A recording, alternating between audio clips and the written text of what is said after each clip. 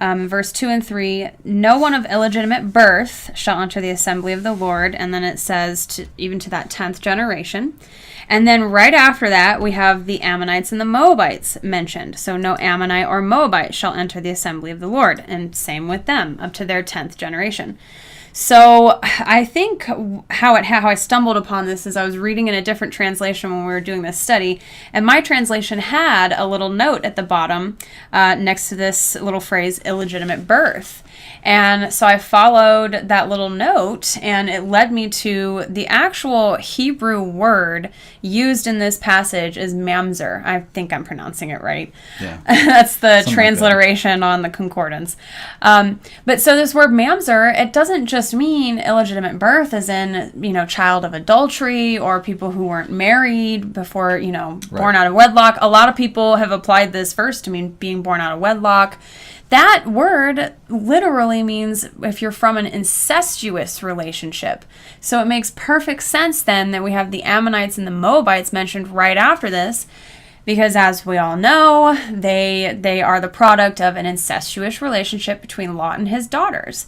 And so that was just something that for me was totally revelatory. And I think I'm kind of confused as to why I looked at all the translations, and pretty much every translation has some form of, illegitimate birth, forbidden relationships, but that could mean a lot of different things. And we see that, bastard children, children born out of wedlock. I was born out of wedlock.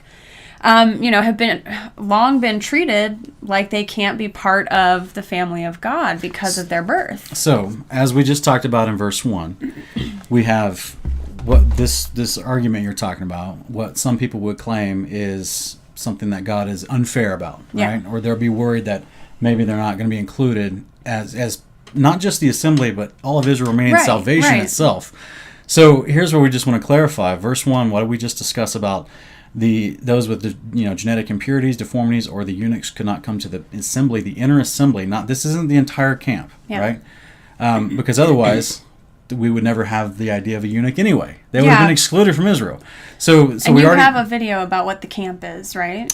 We talk about in one of my Morning Cup of Context videos. I talk about women on their menstruation period and were they excluded from the camp altogether, or was it again just talking about the tabernacle area? And then I break down the Hebrew in that, and it shows you it's just talking about the tabernacle. I'm going to put that up here on the screen. I'll put the link into that video in the description if you'd like to go watch that. Just another easy rebuttal to people who try to claim that God is so harsh and unloving when they actually haven't read the book. So this whole idea here is we've defined that the assembly is what we're talking about. Not the entire encampment, not the community of people, but the assembly where the Levites were, the presence of God would have descended. So therefore, that's the first context foundation when we read verse 2. And it talks about anyone born from incestuous relationship, Ammonites or Moabites, up to the 10th generation can't come to the assembly. Right? So it's not talking about being in the entirety of Israel. Right. And there's a time qualifier. Yeah. The 10th generation. Okay. Yeah, apparently whatever genetic things go wrong with that, it's like weeded out of the gene pool by the 10th generation. I'm assuming that's what that means. He knows. Father knows. And so the point is, when Deuteronomy was written, so this is at the end of the 40 years that the children of Israel were in the wilderness doing their wanderings. They were about to cross the Jericho. They were about to go into the land of promise. They're about to cross the Jordan River to go up to the city of Jericho. And Moses hasn't quite died yet. No. So I'm just giving you some idea of the timeline of where Deuteronomy was written. And with that, he's kind of recapping some things for them. And, if you do the numbers and trace back to when the Ammonites and the Moabites began, right after Sodom and Gomorrah, with the fiasco with Lot and his daughters, then you would see that it's well within the 10 generations, no matter how you count your generations, whether you count a generation 50 years, 70 years, 80 years, or 100 years, or whatever, it's within that, because it was only 400 and something years that we're reading here up into, from Deuteronomy to the days of Lot. So I just want to encourage everyone that soon after Deuteronomy, an Ammonite or a Moabite could have came to the temple tabernacle area. Done so, basically up into the days of Judges, really. Yeah. So this was a very contextually, this was a time-specific commandment, a qualifier. And this is not talking about being in faith and in salvation, participating in the resurrection. It's not talking about whether you get to go to the New Jerusalem or not upon the resurrection. This was a time-specific context to this discussion. And, like you so lovingly discovered and pointed out, it's talking about incestuous relationships, which is why the context mentions the Moabites and the Ammonites. All right. So I just hope that brings clarity to anyone out there that may be struggling with this, as I guess at some point you did.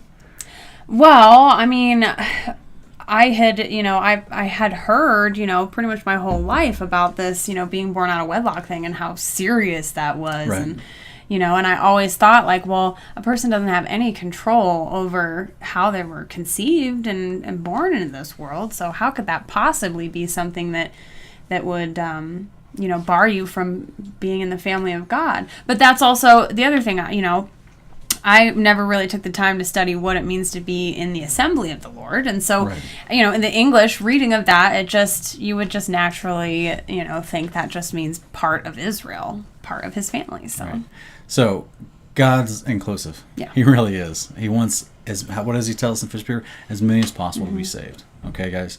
So he's not going to exclude you for something that you didn't have control over.